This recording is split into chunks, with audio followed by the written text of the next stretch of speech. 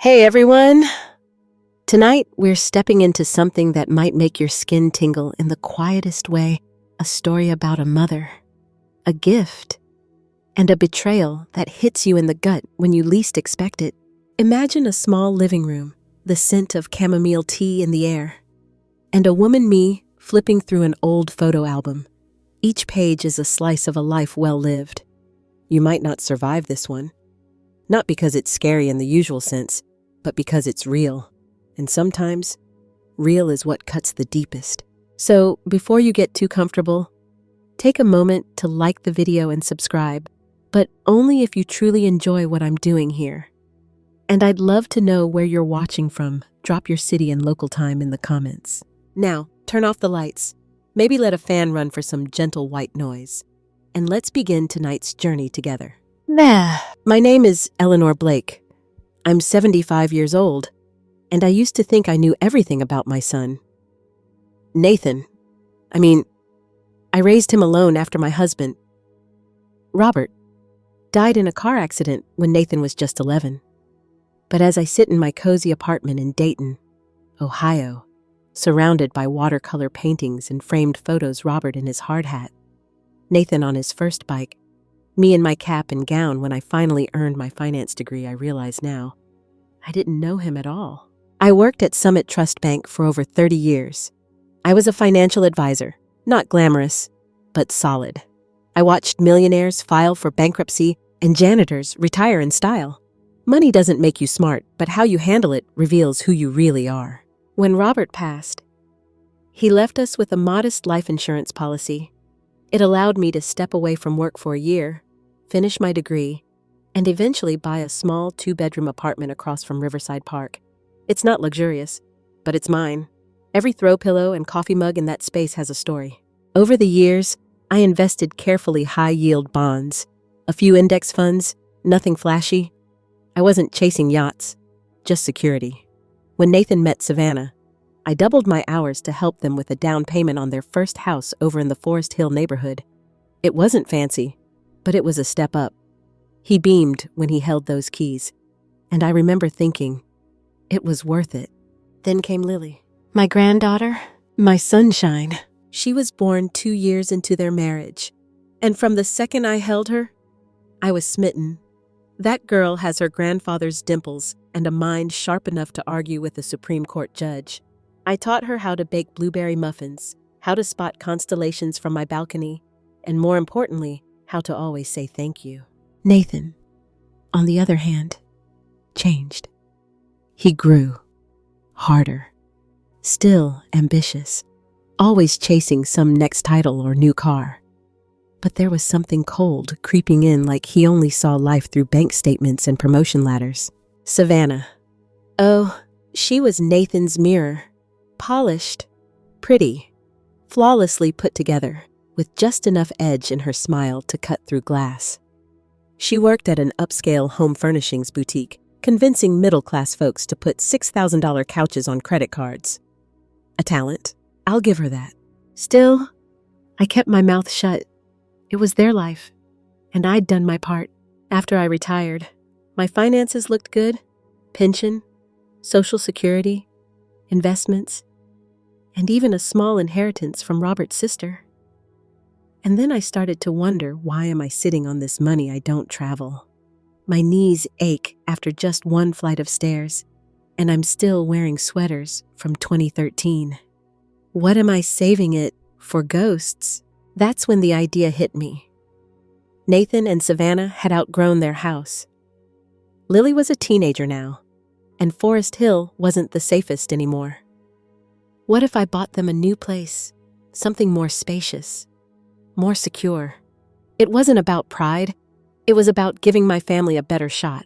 I didn't tell anyone, not even Carla, my best friend of 40 years. Some decisions are too delicate to share. I started scouting listings in Oak Ridge Heights and North Dayton. Good schools, nice yards, near Lily's new high school. After a few weekends of quiet scouting, I called the realtor my friend Carla had recommended, Morrison Cade from Premier Realty. She won't sell you a house with termites just to make a buck, Carla had told me. She's the good kind. Mara was bright and professional, with lipstick the color of confidence and an eye for detail.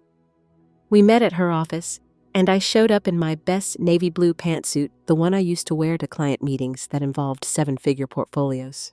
We discussed my budget, my wish list, and what I hoped for Nathan's family. "Do they know you're looking?" she asked. "No," I said. "I want to surprise them." Mara raised an eyebrow. "That's unusual." "I just want to show them options first," I explained. "Then we'll decide together." She smiled, but I could tell she thought I was setting myself up for something. I should have paid more attention to that look. The search was intense. One house was too close to traffic. Another had damp spots in the basement. No, thank you. Then came a promising one on Laurel Avenue. A classic 2-story with space for an office, a cozy nook for Lily, and a backyard that practically begged for lemonade and Sunday grilling. I ran the numbers that night, spreadsheet open, coffee in hand. It was a stretch. If I bought it, I'd have to cut back. But wasn't this what I'd saved for? The next morning, I invited Nathan to lunch at a local diner, the Southern Fork. Good pancakes, good privacy. He raised an eyebrow as soon as we sat down.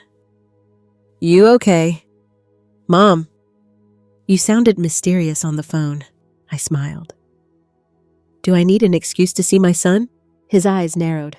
"What's going on?" I didn't dance around it. "I want to buy you and Savannah a house." He stared at me like I'd just said I was moving to Mars. "Gus, a house. You're serious?" I nodded. "I've been looking. There's one on Laurel Avenue I think you'll like. It's got a room Lily can turn into an art studio." He blinked, speechless. For once, words failed my overly articulate son. "Mom, that's a lot." "You deserve it," I said simply. "You're my family. Who else am I saving for?" He nodded slowly. I'll talk to Savannah. But yeah, I'd love to see it." And just like that, my plan was in motion. I thought this would be the start of something beautiful. I had no idea how wrong I was. The weekend came faster than expected. Nathan and Savannah showed up right on time, pulling into the driveway of the Laurel Avenue house in their silver SUV. Lily was in the back seat, face pressed against the glass, eyes wide. "Wow," she whispered as she stepped out, her gaze traveling up the white pillars and pale green shutters. Savannah said nothing at first, but her smile was wide and bright, too bright. "This is impressive." "Eleanor." That was the first time she'd called me by my full name in years. Not Mom, not even Ms. Blake, just Eleanor. Polite, distant, like I was a stranger holding out a gift with a suspiciously shiny bow. Mara greeted us at the front steps. "Welcome, you're going to love this place." We toured the house, and I watched as Savannah glided through the rooms, her heels clicking across the hardwood floors. She gushed over the open-concept kitchen, ran her hands over the granite countertops, and even made a little squeal when she saw the walk-in closet. Nathan looked impressed too, especially when we got to the office space on the main floor. "Perfect for work calls," he muttered, almost to himself.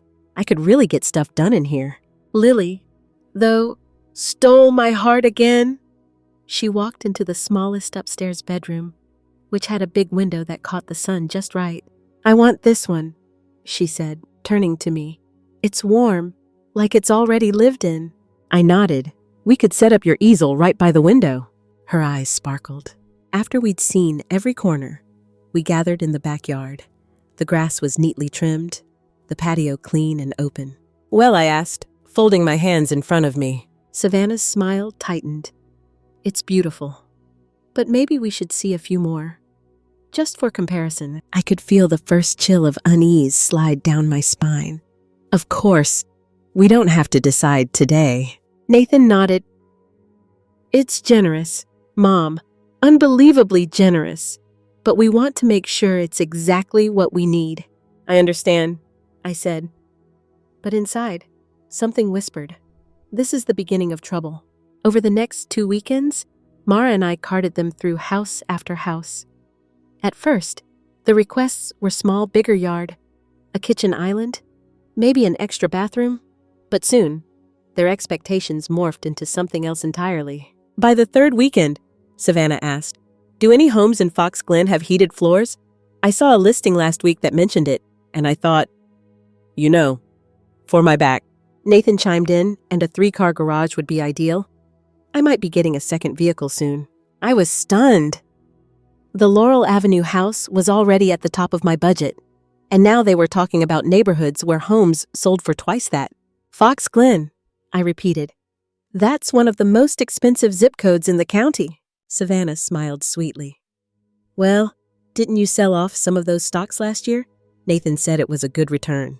I blinked. I didn't share that with him. Nathan shifted awkwardly. I just remembered something you mentioned. In passing.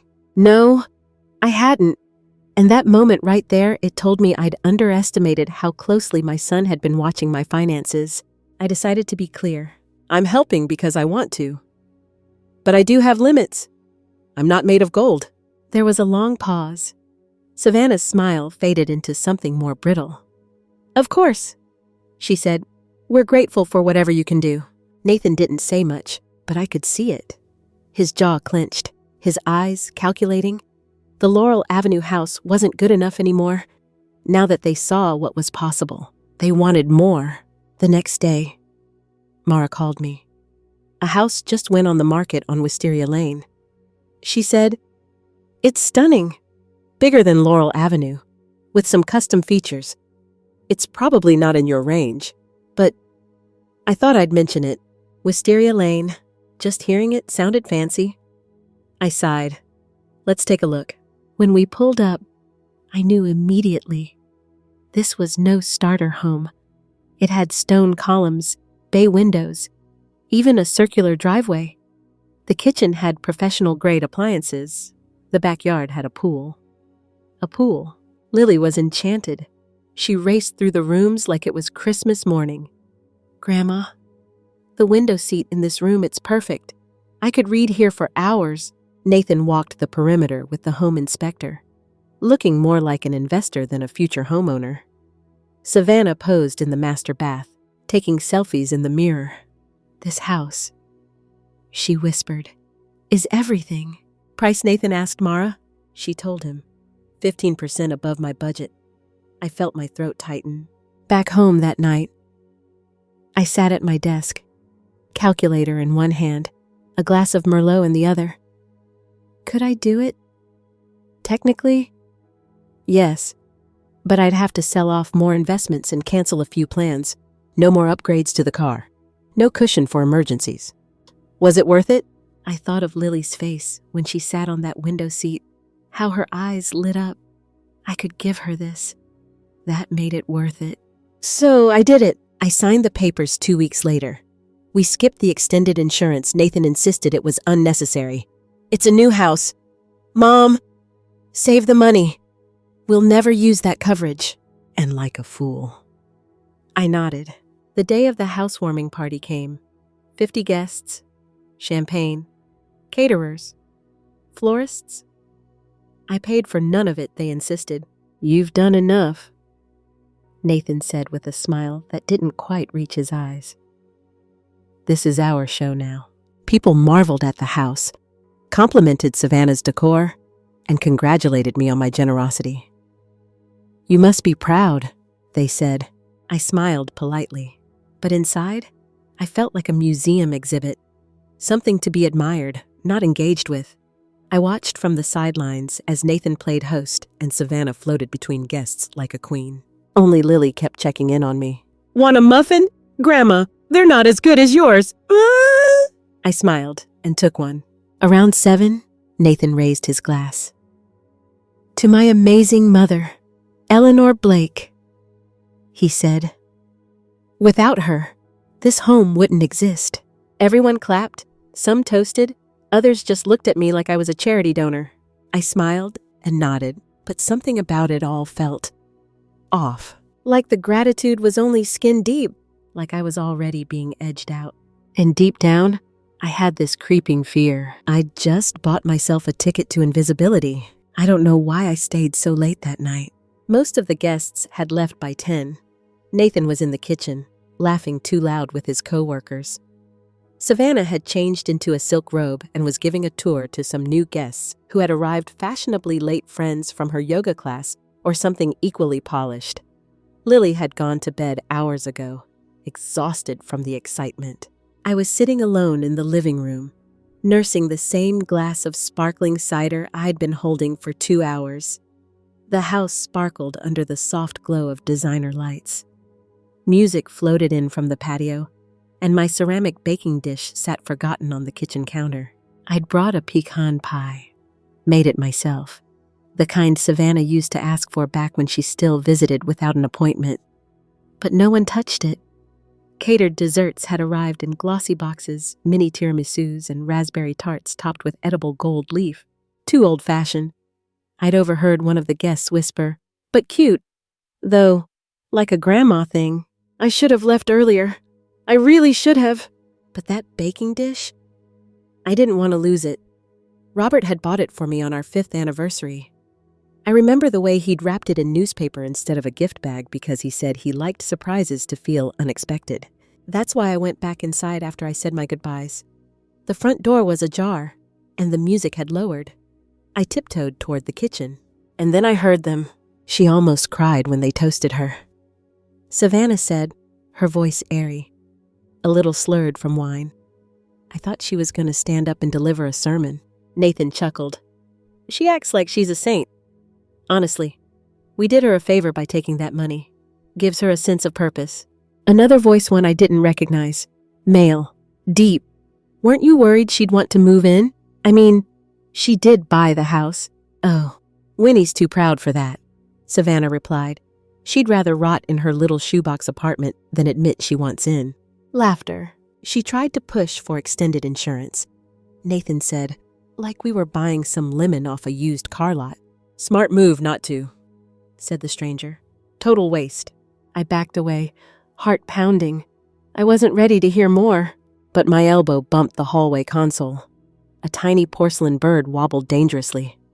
I caught it midair, but it was too late. Who's there? Nathan called out.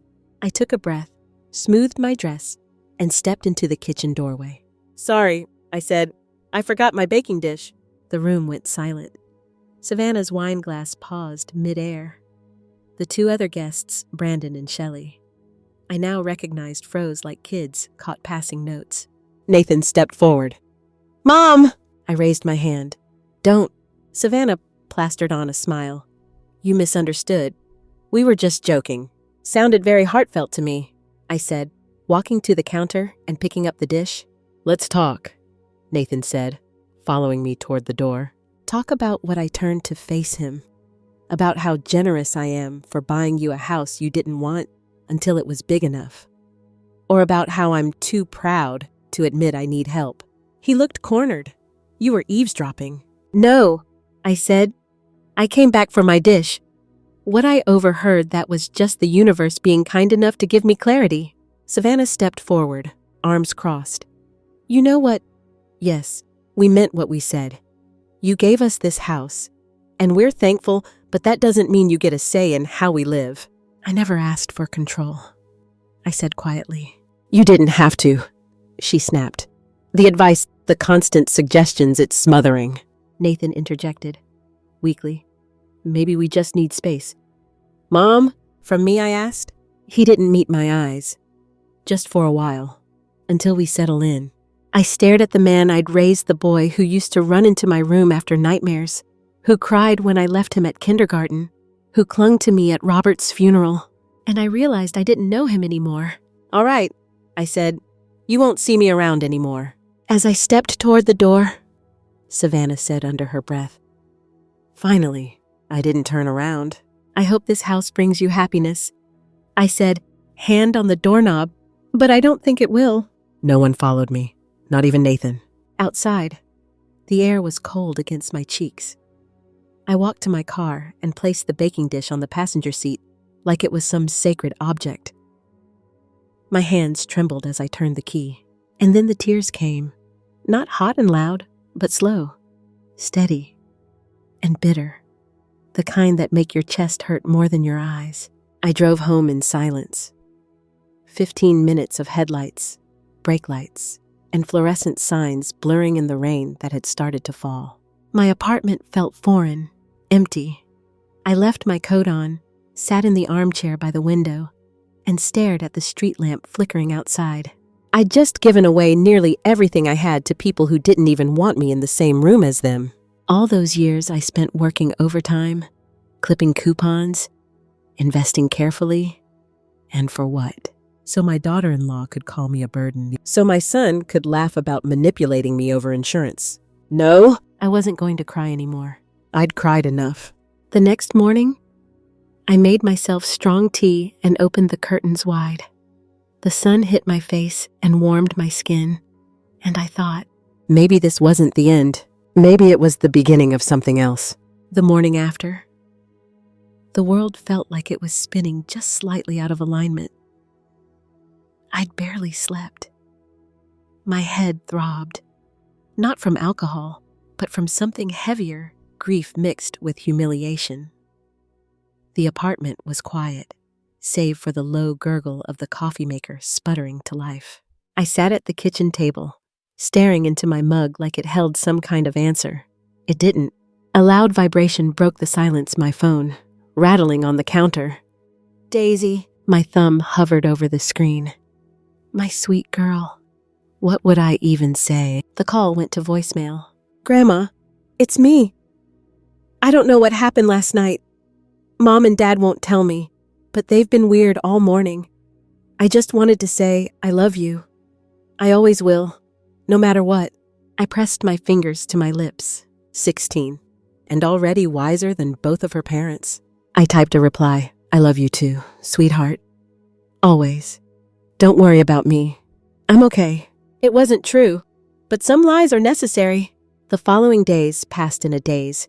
I walked to the park like I always did, but the air felt heavier. Even the squirrels seemed too quick, too noisy. I checked my phone every hour. Nothing from Nathan, not a text, not a missed call, not a half-hearted apology. But on the third day, my landline rang, the kind of ring that feels nostalgic, like childhood summers and rotary phones. Evelyn? Winnie, are you all right? I've been calling your cell for 2 days. I'm fine, I said, automatically. No, you're not. I can hear it in your voice. So I told her everything: the party, the overheard conversation, Savannah's poison-tipped words. There was a long pause. That woman, Evelyn hissed. And Nathan, how could he let her talk to you like that? After everything, I raised him. I whispered. I gave him everything I had. Exactly. And now it's time you gave something to yourself? Her voice softened. I'm coming over. I've got a bottle of wine and 2 slices of chocolate cake from Clara's. Don't argue. She showed up in 20 minutes flat, her windbreaker damp from the drizzle, her lipstick smudged in a perfectly Evelyn way. We sat on the balcony, sipping red wine at 3 p.m., like 2 women who'd just lost everything and decided to stop caring. And maybe that's exactly what we were. You know, Evelyn said, swirling her glass. This might actually be a blessing. I raised an eyebrow. Losing a son is a blessing. You didn't lose him. You just finally saw who he is.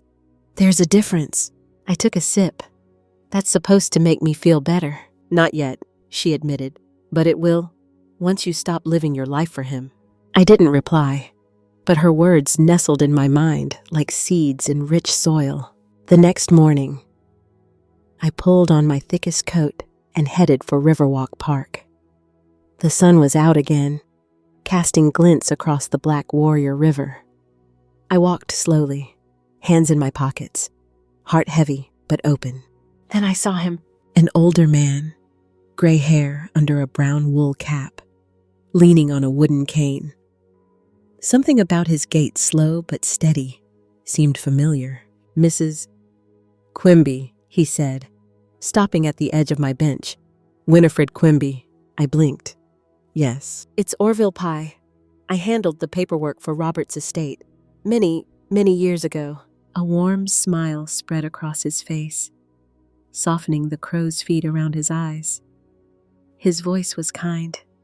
confident. "I remember you," I said, surprised. "You were very patient with me back then. You were grieving. You didn't need a bulldog in a suit. You needed someone who understood loss." I scooted over.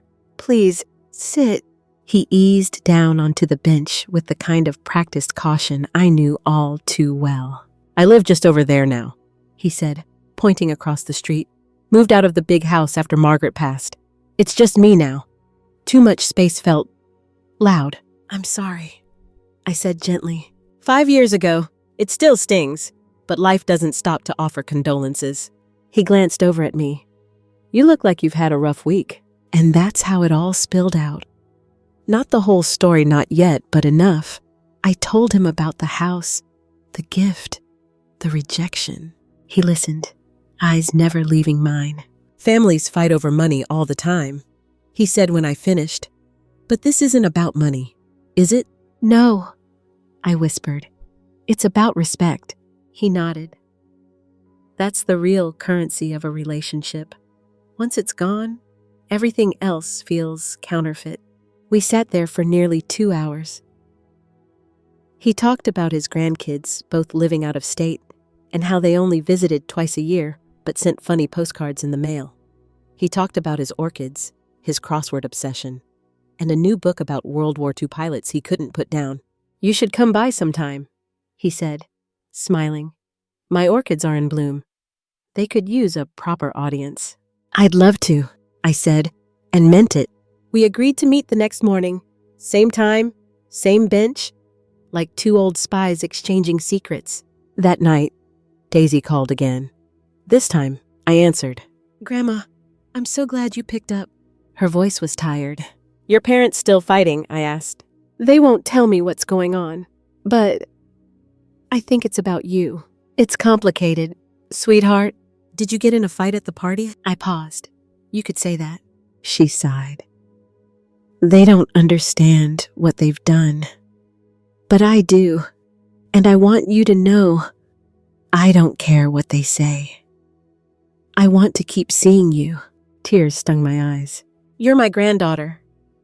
I said, "Nothing will ever change that."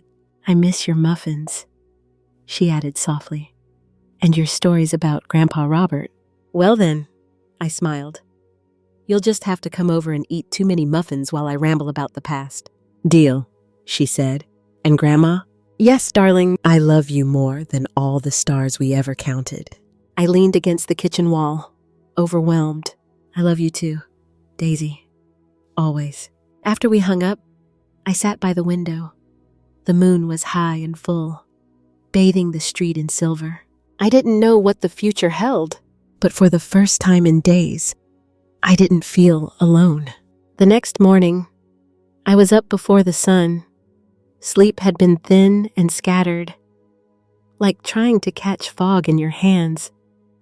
I dressed slowly, chose a scarf that Daisy had gifted me for my birthday the year before, blue with little white stars, and walked to Riverwalk Park with a strange flutter in my chest. Orville was already there, seated on our bench with 2 steaming coffee cups in hand. "You drink it black, right?" he asked, holding one out. "With 2 sugars?" I smiled. He grinned and handed me the right one. That's what I meant. We sat quietly at first, watching the ducks swim lazy circles in the shallows.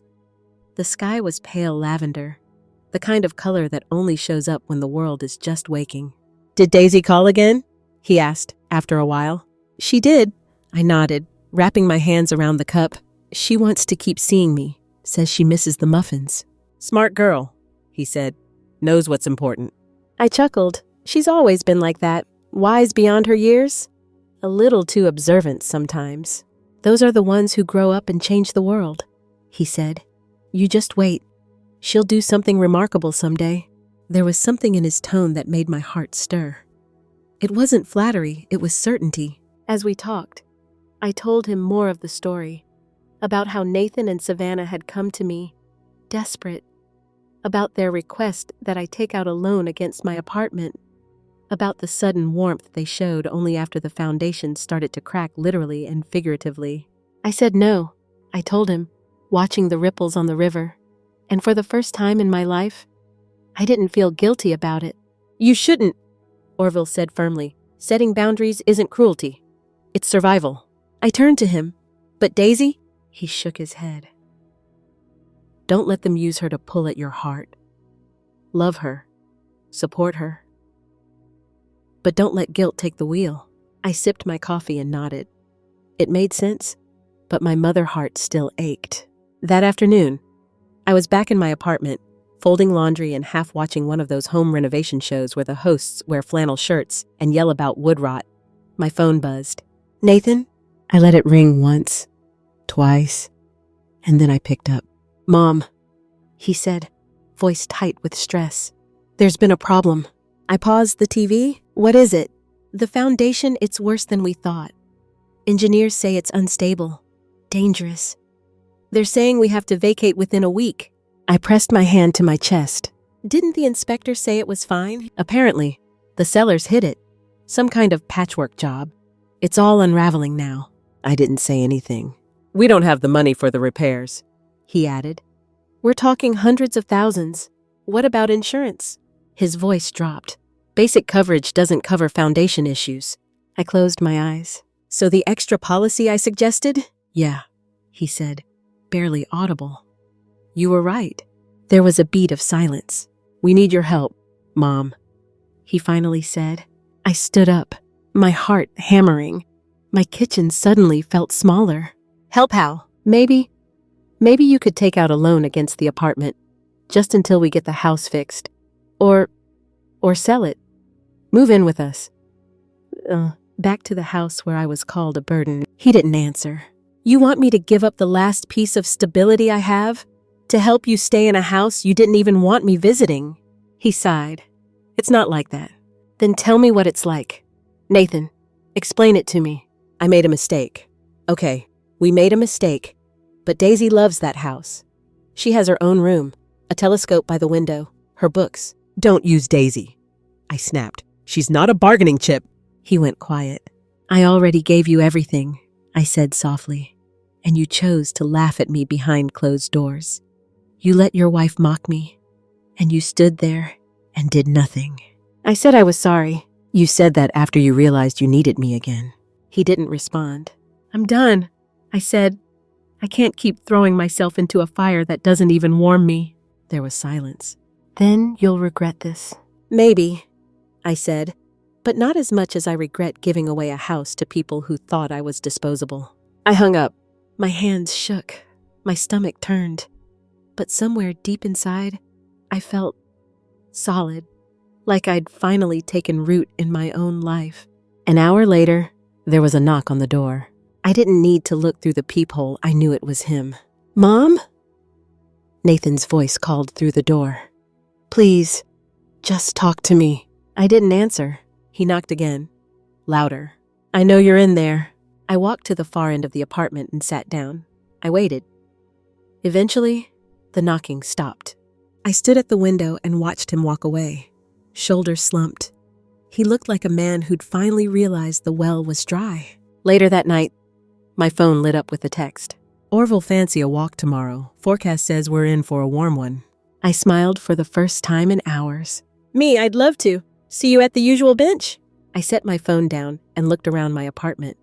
The same furniture I'd had for decades. The same chipped teacup on the counter. The same creaky floorboard by the bathroom. But it didn't feel like a burden anymore. It felt like mine. And for the first time in a long, long while, that was enough. When I met Orville at Riverwalk the next morning, he was holding a brown paper bag and whistling a little tune I didn't recognize. The sun had just crested the tree line, casting soft shadows across the sidewalk, and the smell of honeysuckle was thick in the air. I brought cinnamon rolls, he said, tapping the bag. You're trying to bribe me into happiness, aren't you? I said, grinning. Absolutely, he replied. Happiness takes cinnamon and butter. Everyone knows that. We sat on our bench and shared breakfast like two old friends who'd known each other far longer than we had. It felt easy with him, natural. No one was asking for anything. No one was taking more than they gave. I told him about Nathan's visit the night before his knocking, his words, the desperation behind them. Orville listened quietly, chewing thoughtfully. "Do you think he's done trying?" I asked. He looked out at the river. "If he's smart, he is. But people don't always stop when they should, especially when pride and money get tangled up together." I sighed. "I'm tired of fighting, Orville. I'm tired of being the last line of defense for people who only remember me when they're falling." He reached over and gently patted my hand. "Then stop fighting. You've already won." I turned to him, confused. "You set boundaries. You stood your ground. You didn't let guilt lead you by the nose." He said, "That's a win. Winifred, don't let anyone convince you otherwise." His words stayed with me long after the cinnamon rolls were gone and the park had filled with joggers and strollers. That afternoon, I decided to clean out the closet in the spare room. I found old boxes of photographs, birthday cards from years gone by, and a small wooden jewelry box Robert had made for me on our 10th anniversary. I hadn't opened it in a while. Inside was a strand of freshwater pearls, yellowed slightly with age, and a note written in Robert's neat block handwriting. "For all the things you've done and all the things you've carried, this is to remind you how precious you are." I sat there on the carpet, the box open on my lap, and I cried. Not the bitter tears from that night in the kitchen, but soft ones, cleansing ones, the kind you shed when you realize you're going to be okay after all. Later that evening, Daisy called again. "Grandma," she whispered, "they're talking about moving back into the old house. Mom says she won't live there unless it gets a complete makeover. Dad says we can't afford one." "Sounds about right," I murmured. "I hate how they fight," she said, her voice cracking. "I just want things to be normal again." "Oh, sweetheart," I said, "normal isn't always something we get to go back to. Sometimes we have to make a new kind of normal." "Is that what you're doing?" she asked. "Yes," I admitted, "and I want you to do the same. You don't have to pick sides. You just need to take care of yourself." "I miss you." "I miss you too." There was a silence. Then she added, "Can I come over this weekend?" "Of course." I smiled. "I was hoping you would." She came by Saturday morning, a little quieter than usual. Her hair pulled back into a tight braid, eyes tired. She hugged me like she hadn't seen me in years, though it had only been days. I made blueberry muffins. She helped crack the eggs and measure the sugar like she used to when she was 5. We listened to music some indie band she liked that sounded like they were singing through a cloud, and then we curled up on the couch with tea and talked. "They're saying the house on Wisteria Lane might have to be demolished," she said suddenly. "I'm not surprised." "Dad's angry again." "Not at you. I think at everything. Sometimes when we make bad choices, the consequences are louder than we expect." She nodded slowly, biting her lip. "He said he might sell the old house and try to start fresh somewhere else." "And how do you feel about that?" "I don't know. I guess I'm scared that we'll just keep running from the mess instead of cleaning it up." I reached out and brushed her hair back from her face. "You're so much wiser than your age, Daisy, but remember it's not your job to fix your parents. It's enough to just be a good person yourself." She hugged me again, tighter this time. When she left that evening, I watched from the window as she climbed into the back seat of Nathan's old SUV. He looked tired, gaunt almost, his jaw tight as he put the car into reverse. He didn't wave. He didn't look up. Just drove away. I stood there for a long while, the evening settling over the trees like a heavy quilt. The light in my living room cast soft golden reflections on the glass, and for a moment, I saw my reflection layered over the street me, standing alone, but not lonely. Later that night, I met Orville again, this time at his apartment. He'd made spaghetti, burnt the garlic bread, bought a bottle of cheap wine that we drank anyway. "You know," he said as we cleared the dishes, "you're braver than most people I've ever met." I laughed. "I'm not brave. I just got tired of being afraid." "Same thing," he said, and I didn't argue. As I walked home that night, the air was cool and fragrant with jasmine. I looked up at the sky and found the Big Dipper, the same way I used to show Daisy when she was little. The stars were exactly where they always were, reliable, constant. And for the first time in what felt like years, I felt like one of them small, yes, but bright in my own quiet way. I spent the next week trying not to think too hard about what came next. It was a strange time, a quiet in-between. Nathan hadn't called again. Parla hadn't shown up at my door, dramatic tears and accusatory tones in tow. Even Daisy had kept our most recent conversation short, claiming she was overwhelmed with schoolwork. But I knew better. I'd been a mother long enough to know the sound of a child carrying more than just homework on their shoulders. Orville kept me anchored. He had this uncanny ability to fill a space without crowding it. Sometimes we'd walk along the river without saying much, letting the breeze speak for us. Other times, we'd sit on a park bench with coffee and laugh about the absurdity of growing old, how your knees squeak before you do, how your memory sometimes forgets why it walked into a room.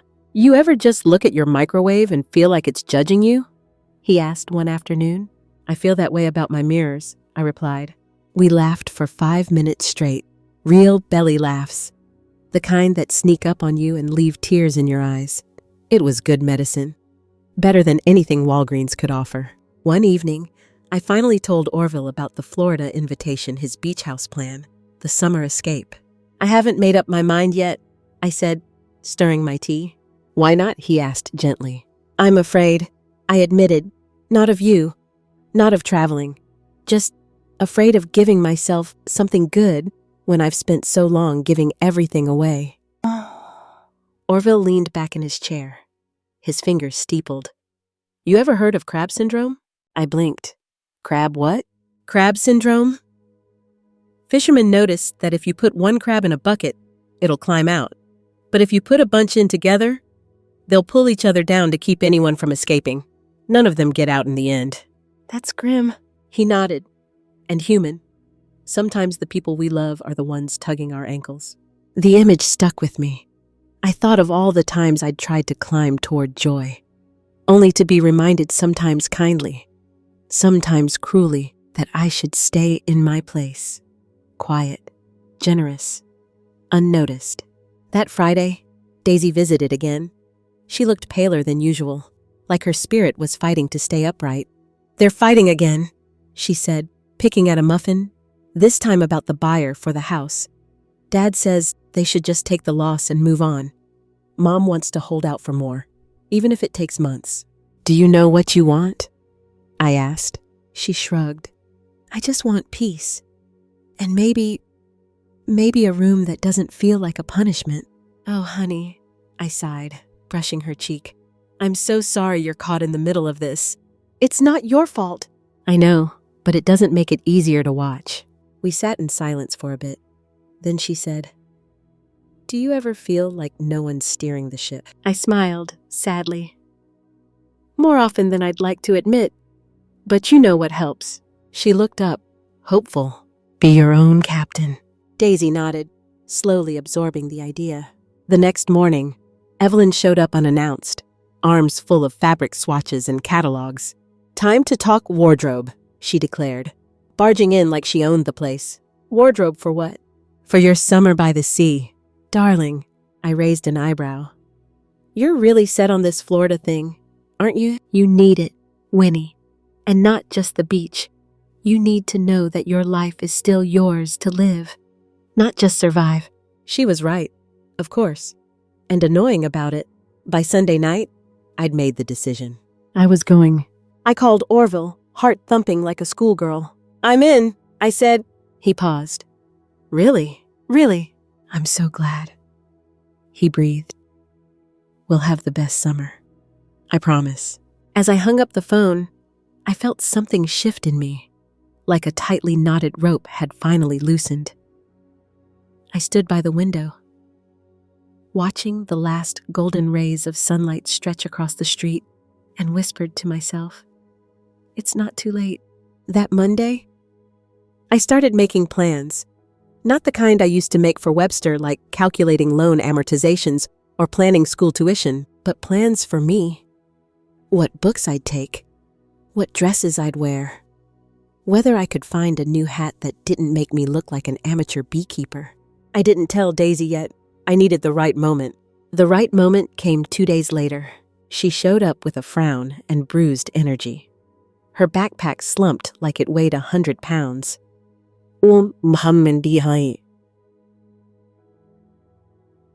Everything okay? I asked as we sat on the couch. She shook her head. Mom said something awful today. She said you never really gave us the house, that you gave it just to feel important. My breath caught in my throat. Not because it surprised me, but because Daisy had heard it. I told her she was wrong, she added quickly. I told her you gave it because you loved us, and she told me to mind my business. Oh, sweetheart. She doesn't even get how lucky we were, Daisy said, her voice rising. We had a beautiful house, and she was too busy trying to impress people to enjoy it. I took her hand in mine. I'm proud of you for speaking up, but I want you to promise me something. What? Don't let their bitterness become yours. It's a heavy thing to carry, and it doesn't belong to you. She nodded, eyes shining.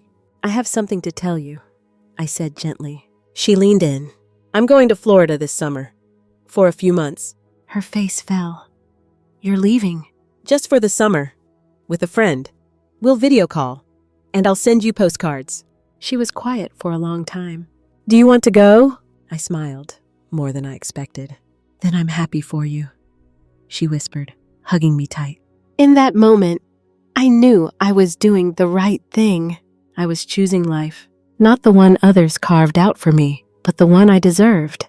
The week leading up to my departure felt like a soft exhale, long and slow, like my soul was stretching after a lifetime of tension. Evelyn, naturally, took charge of every detail. She insisted we shop for everything from sunblock to sandals, even if I already had a perfectly good pair from 10 years ago. Winnie, no offense, she said while holding up my old beach tote, but this screams retired librarian at a church bake sale. You need something that says mystery woman with a past. Orville, on the other hand, was quietly efficient. He had rented the beach house ahead of time, stocked it with groceries, even ordered a new tea kettle because he remembered I liked the whistling kind. You're a romantic, I told him as he packed books into a canvas bag. No, I'm a practical man who happens to love a woman with strong tea preferences, he said, winking. I blushed again, 75 years old, and blushing like I was going to prom. That Saturday afternoon, I met Daisy at our usual bakery cafe, a tiny brick building tucked away between a record shop and a pawn store. It smelled like cinnamon and nostalgia. She was already waiting, her homework spread out across the table, a half-eaten croissant on her plate. Hey, Grandma, she said with a soft smile. Studying for finals? You know, the usual thrill. You want help with trig? I teased. I was terrible at it in college. Numbers that pretend to be letters. No, thank you. She laughed. I'd actually love the help. So we sat there for almost an hour, not talking about the heavy things for once, just the equations, the angles, the problems with solutions. It felt good. Can I ask something weird? She said, closing her textbook eventually. Sweetheart, after this year, nothing you say could possibly be weird. What if I wanted to come visit you in Florida for a weekend? I blinked. You'd want to. Yeah, not now. Obviously. Maybe after finals. If Dad's okay with it, I miss you already. And you haven't even left. Tears welled in my eyes. I'd love that. And yes, we'll check with your dad. She sipped her coffee. He's been quiet lately. Like, really quiet. But not angry. Just tired. I think this whole house thing broke something in him. I'm sorry to hear that. Mom, too? She walks around like she's trapped in a room that keeps shrinking. I nodded. I'd seen that kind of regret before, especially in clients who realized too late they'd made poor investments. But the worst investments weren't always financial. They were emotional. Bridges burned you couldn't rebuild. I'd been thinking about something else. Something I hadn't told anyone yet. That night, I asked Orville if he'd mind taking a detour on our way to Florida. I'd like to visit Robert's grave before we leave, I said quietly. It's been a while. He smiled gently. Of course. We'll go tomorrow morning. We did. It was a cool Sunday morning when we stood beneath the tall oak that shaded my husband's final resting place. I ran my fingers over the engraved letters like they were braille for my heart. "Hi, sweetheart," I whispered. "So much has happened." Orville gave me space, wandering quietly among the nearby markers. I appreciated that he understood what this moment meant. "I bought a house for our son," I said aloud, "and it nearly broke me, not just financially, but in all the ways that matter." A breeze rustled the leaves. "I think you'd tell me I did the right thing, that I tried, that it's okay to let go now." I wiped my eyes. "And I met someone. He's steady and kind and makes me laugh even when I don't feel like laughing. I think you'd like him." I knelt down and pressed my palm to the ground. "I miss you, Robert, but I think I'm ready to let the pain rest beside you." When we got back to the car, Orville handed me a tissue and didn't say a word. He didn't need to. The next few days passed in a blur. I packed, arranged for my apartment to be rented to a young nurse doing a summer residency, and notified my building manager. Evelyn cried when we said goodbye. "Not forever," I reminded her, laughing through my own tears. "Just until the humidity becomes too much for an old woman. Don't forget to send me a postcard every time you try a new cocktail." She sniffed. "I'll include a rating system, 1 umbrella for decent, 5 umbrellas for delightful." Daisy came by the night before I left with a small gift, a framed photo of the two of us baking, covered in flour, laughing at something we couldn't even remember. "So you don't forget me," she said. "Oh, baby," I said, pulling her into a hug. "I couldn't forget you if I tried."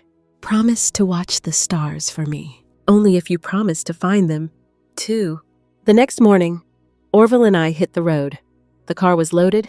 The playlist was ready, a mix of jazz, folk, and an inexplicable ABBA CD that Orville insisted was road trip essential, and the map was marked with scenic stops.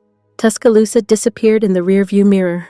With every mile, I felt lighter. Somewhere near Mobile, Orville turned to me and said, "Winnie, can I tell you a secret?" "Of course." "I haven't felt this excited about anything in 15 years. I smiled. "Me neither." There's something beautifully terrifying about starting over at 75. No one prepares you for it.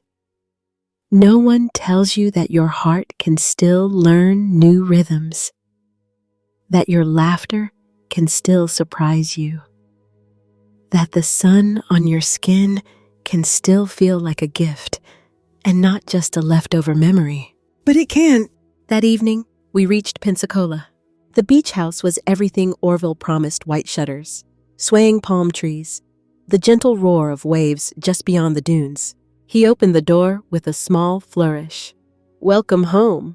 For now, I stepped inside, dropped my bag, and exhaled.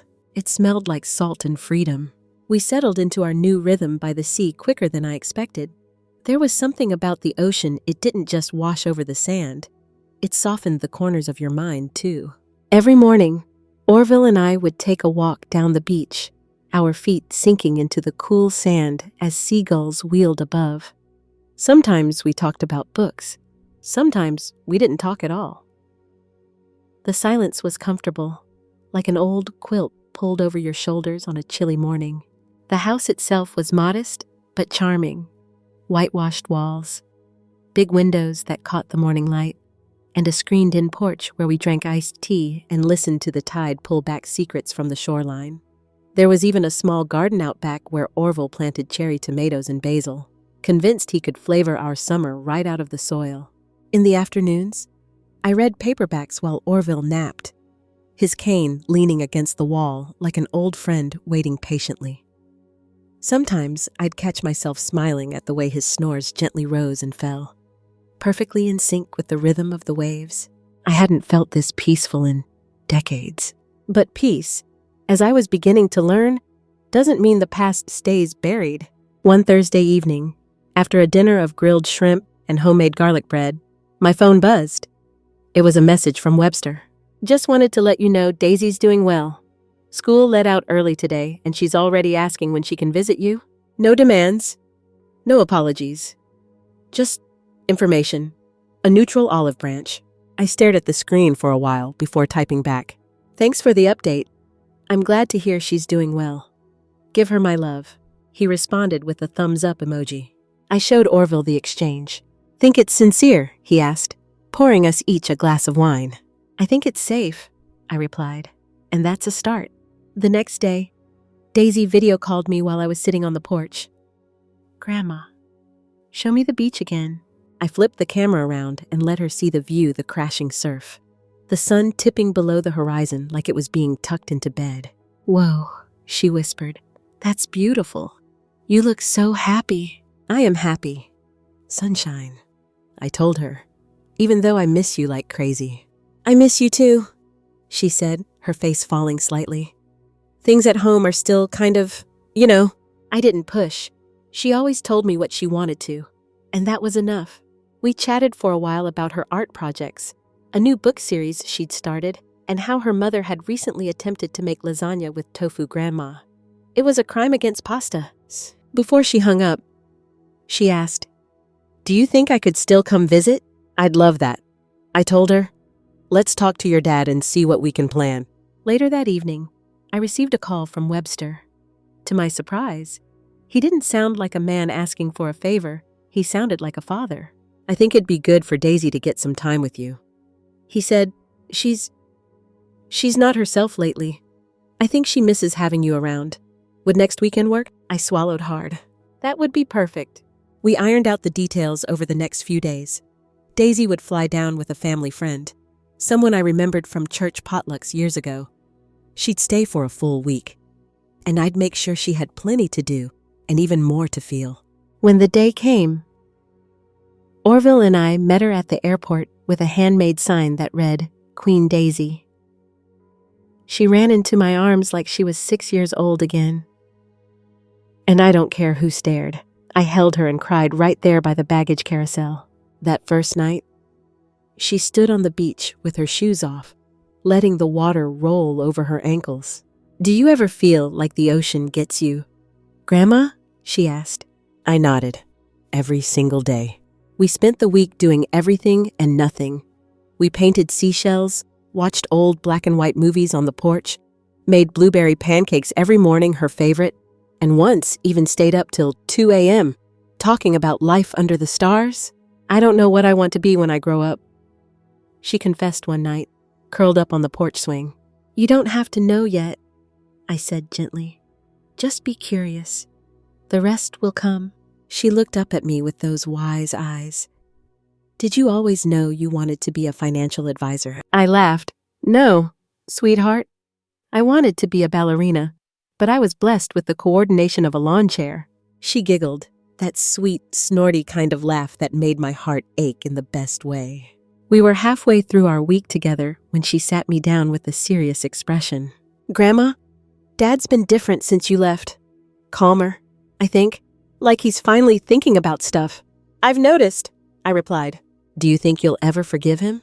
The question caught me off guard. I looked at her, saw her hope, her vulnerability. I already have, I said. But forgiveness doesn't mean forgetting. It just means I'm not carrying the hurt around anymore. She seemed to think about that for a while. That's kind of like what Dad said the other day. She added, that he's working on being someone you could respect again. I nodded slowly. That's good to hear. And it was.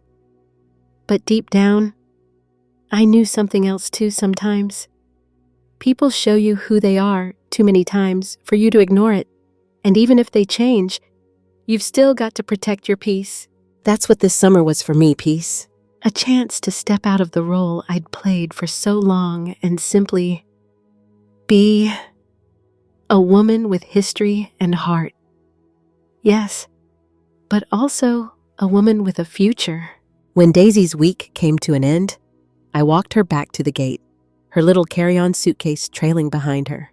I'll be back, she promised. Soon. I'll be waiting, I said, holding her face in my hands, but not holding my breath. You live your life. Okay, make it colorful. She nodded, tears in her eyes. As I watched her board the plane, I felt a strange mixture of sadness and pride. Sadness that she was going. Pride that she'd come. When I returned to the beach house, Orville had set out 2 glasses of sweet tea on the porch and was sitting there in his linen shirt and sun hat, looking every bit like a man who knew how to wait patiently for joy. "Did she get off okay?" he asked. "She did," I said, sitting beside him. "You know, I think this was exactly what she needed." "And you?" I took a long sip of tea and smiled. "Me too." After Daisy left, the house felt quieter, not in a lonely way, but in that heavy silence that follows a perfect concert. You don't want to break the stillness because it was just that good. Orville and I settled back into our peaceful rhythm, though I found myself checking my phone more often, half hoping for another message from Webster, even if I wouldn't admit it out loud. Maybe it was muscle memory, the way parents always listen for the sound of their child's door creaking open, even when the child's long gone. One morning, while trimming the dead leaves from Orville's tomato plants, I got a text. "Hey, Mom, just wanted you to know. We sold the house on Wisteria Lane. Officially closed yesterday." I sat down on the porch step, letting the clippers rest in my lap. "Thanks for letting me know," I replied. "How do you feel about it?" He responded quickly, like I'm finally breathing again. I reread that sentence a few times. It was honest and heavy. I appreciated that. "That's a good place to start," I wrote back. That afternoon, Orville and I went to a little open-air art fair in town. He wanted to look for a new ceramic planter.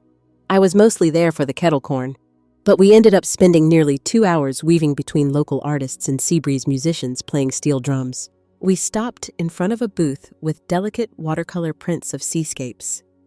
I was admiring a painting of a storm rolling in over the water when Orville leaned in. "Reminds me of you," he said softly. I raised an eyebrow, stormy and unpredictable. He grinned. "No, strong, capable of stirring emotion just by being there." I rolled my eyes. "That's so cheesy it might qualify as a dairy product." He laughed, unabashed. "You love it." And truthfully, I did.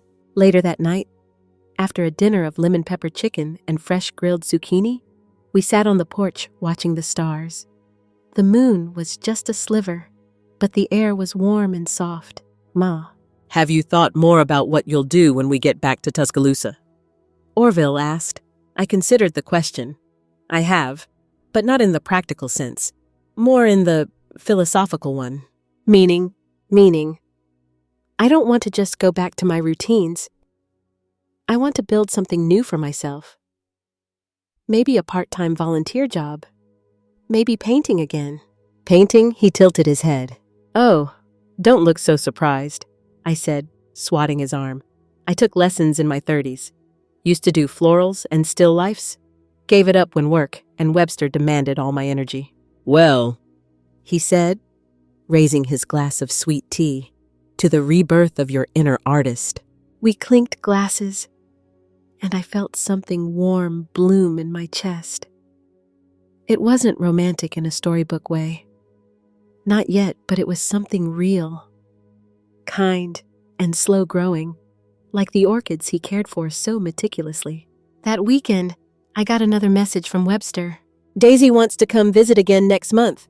Is that okay?" I smiled. "Always." He hesitated before sending the next message. "She's been talking a lot about you lately, about how grounded she feels after seeing you." That sentence hit me in a way I wasn't prepared for.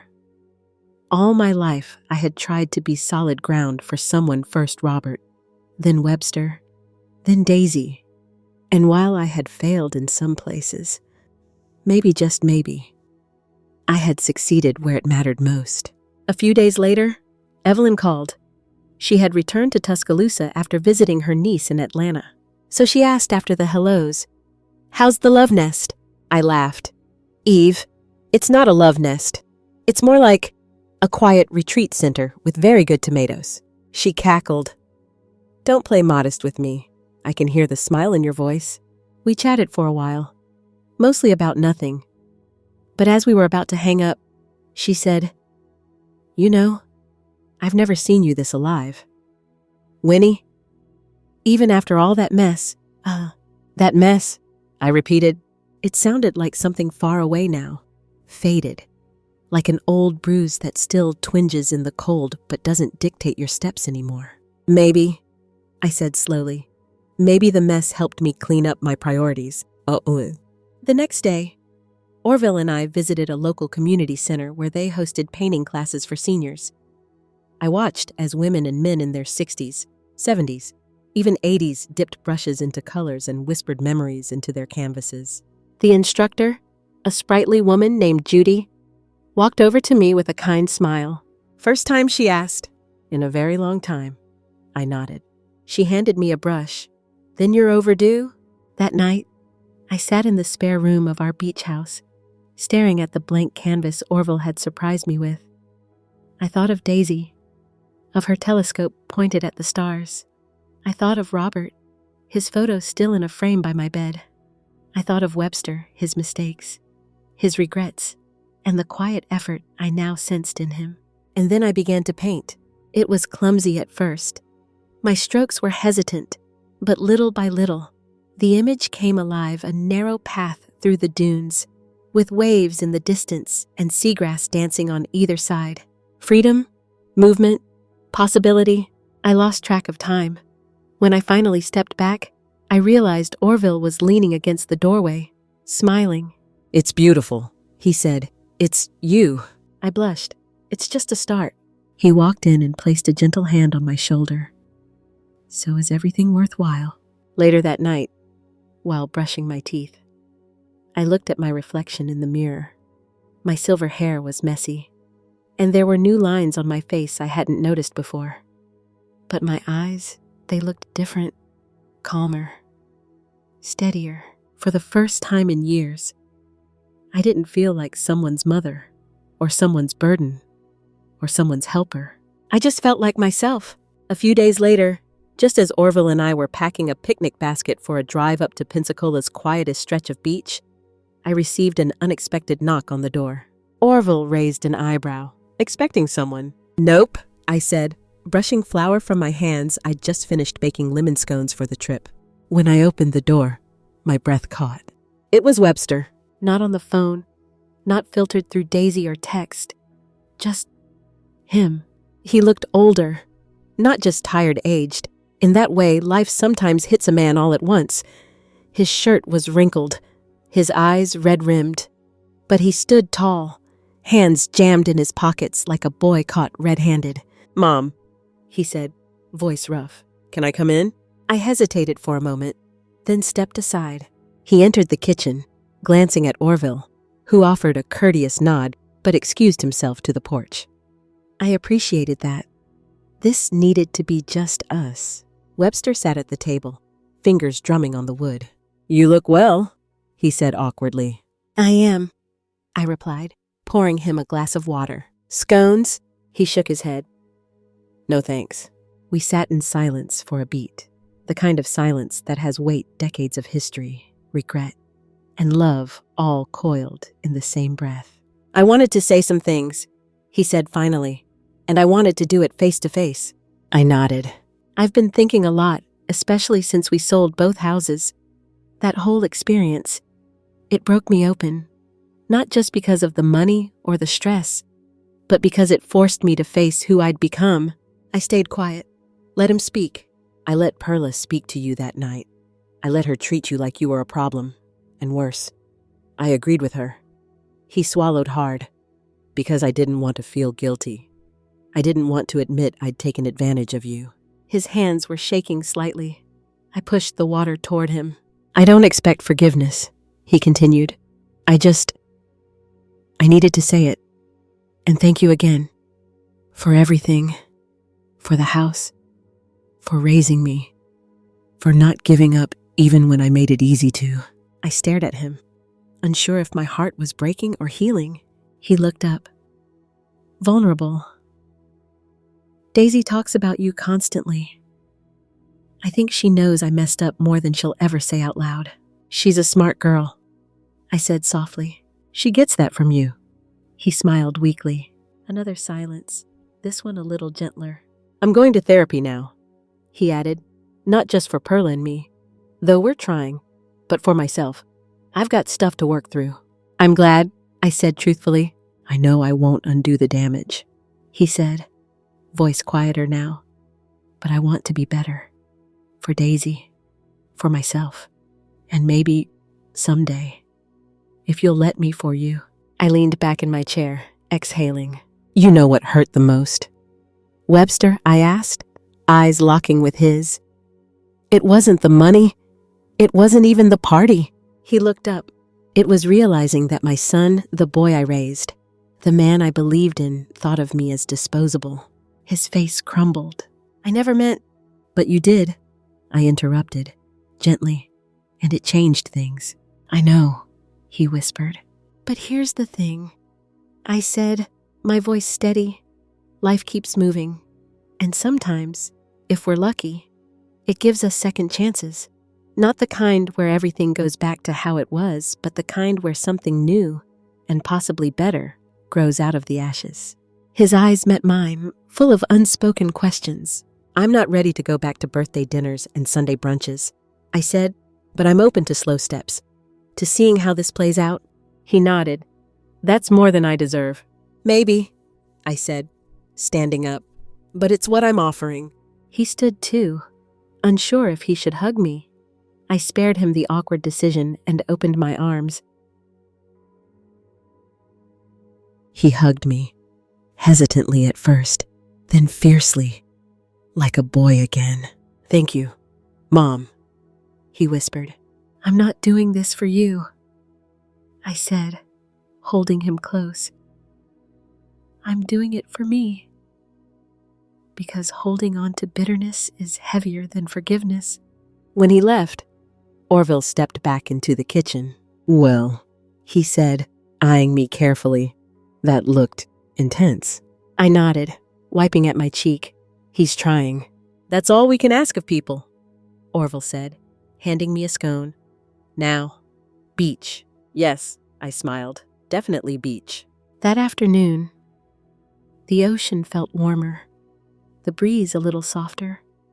I walked barefoot in the surf, Orville beside me, and felt the waves lap around my ankles, carrying away grains of sand and maybe a bit of the pain too. That night, Daisy called. Dad told me he saw you. He did, I said. He looked different when he got home. Quieter, better. I smiled. He's working on himself, I said. I hope so, she replied. You deserve better. I hesitated. Daisy, promise me something. Anything. Don't let our mistakes become your patterns. Learn from us, but don't repeat us. She was quiet for a moment. Then, I won't. I promise. I believed her. That night, I stood on the balcony, watching the stars peek through the clouds. The same sky Daisy looked at from Alabama, the same one Robert once held me under. And I realized forgiveness is less about letting someone else off the hook and more about unhooking yourself from the pain. At 75, I was learning to love differently, not out of obligation, but out of clarity. Not because I had to, but because I finally could. We were nearing the end of June when Orville and I decided to take a short detour from our coastal retreat and spend a weekend in Savannah. He claimed the gardens there in early summer were nothing short of poetry in green. I didn't argue. The idea of being surrounded by magnolias, winding cobblestone streets, and fresh, salty air felt like the very definition of healing. But before we left, Daisy called me again. I could hear the buzz of cicadas in the background and the sound of her sneakers crunching gravel. Grandma, she said, do you remember how you used to say, everything happens for a reason? I chuckled. Yes, I also used to say tea fixes everything, and we both know that's not entirely true. She giggled. Well, I think you were right about the first part. Mom and Dad, they've changed. Changed how? They're trying, like really trying. We have family dinners again, and no one's shouting. Mom even apologized to Dad about the house, and he admitted he should have listened to you. That's something, I said, sitting by the window, the ocean breeze drifting through the screen. I think losing the house helped them see what matters, Daisy added, and what they almost destroyed. I felt that phrase settle into me like warm soup on a cold day. They've also started volunteering on weekends, she said. It's weird seeing them carry boxes for the food bank. I nearly dropped my tea. Now that's a plot twist I didn't see coming. Daisy laughed. I know. Right. And guess what else Mom told me yesterday? She wants to invite you to dinner. No strings attached. My hand froze halfway to my mouth. She said, and I quote, "Your grandmother has more grace than I'll ever deserve. And if she's willing, I'd like to try again." I exhaled slowly, watching a pelican glide past the window. What do you think, Daisy? Should I go? I think... She paused, choosing her words carefully. You should go if your heart tells you it's safe. Not because they want you to. Not because I want you to. But because you feel like it might be okay now.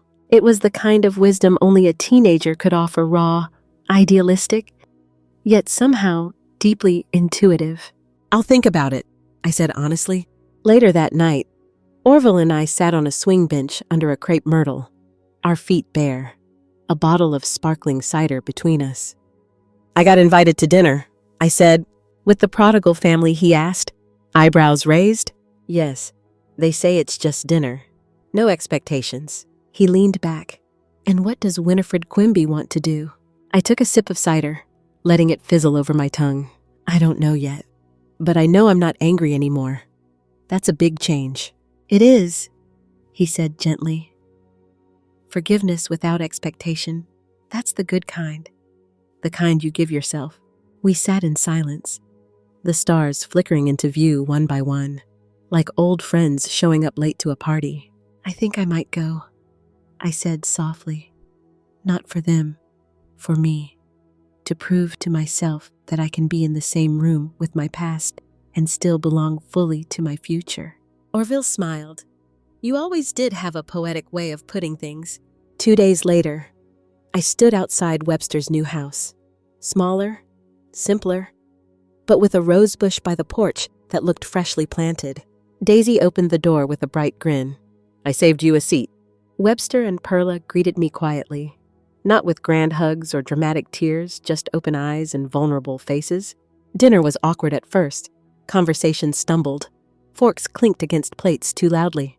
But then Daisy cracked a joke about Perla's suspiciously dry meatloaf, and suddenly we were all laughing. Something shifted in that moment, not a full repair, but the tentative mending of frayed threads. After dessert, Webster walked me to my car. I know we can't erase what happened, he said, standing by the open door. But I hope, maybe, we can write something new. I met his eyes. You've got the pen? I replied. Let's see what you write. That night, back in my own apartment, I wrapped myself in a soft quilt and opened my journal. I didn't write about the betrayal, the house, or the heartbreak. I wrote about blueberry muffins, about new beginnings, about the surprising ways people can change when they're finally forced to look in the mirror. I wrote about how sometimes love isn't loud or extravagant. Sometimes it's quiet, persistent, and wears soft shoes. And sometimes it starts again just when you thought it had gone for good. So here we are, my dear friends, the end of the road, or maybe just a different path in softer light. I don't know exactly what you expected when you clicked on this story. Maybe you thought it would be about a bitter old woman seeking revenge. Maybe you assumed it would end with me alone, watching my son's house crumble sipping tea while the dust settled. But life, as it turns out, has a different rhythm. It doesn't always give you a final act filled with fireworks or perfect redemption. Sometimes it offers you something better. Stillness, clarity, a hand reaching for yours, not to take from you, but simply to hold it.